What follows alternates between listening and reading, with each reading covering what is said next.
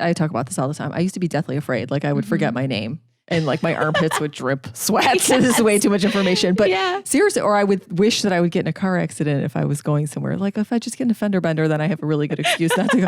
But then at some point in your career, you realize, well, if I want to be looked at for leadership, the public speaking, whether it's in a small group of people or a large group, it's really important for the visibility piece. It really is. And you could see other people that are good at it. They sort of excel faster.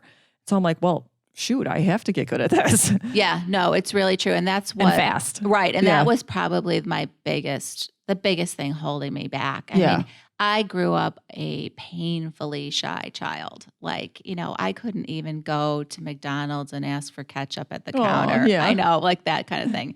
And even early in my career, I would really struggle over picking up the phone and calling clients because I wanted to be all buttoned up and I wanted to know exactly what I was going to say. And I would script everything. And if something goes awry, right, you're like, then you're like, oh, what do I do? And I remember the day that I discovered that, wow, I have been thinking on my feet for a long time. And that was also really empowering. And I think that builds confidence because, I would always want to make sure that I knew exactly what I was going to say. And what I discovered is when you're trying to memorize something. Yeah, people can tell. People can tell. And when you trip up, you're like totally lost. Yeah. So, it's a lot easier when you trust yourself and that you're going to be able to find the words. So, yeah.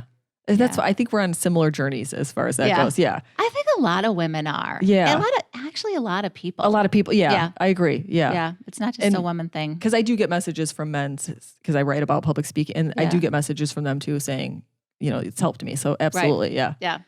But I think it's something you just have to just keep doing. Right. I just literally had to force myself.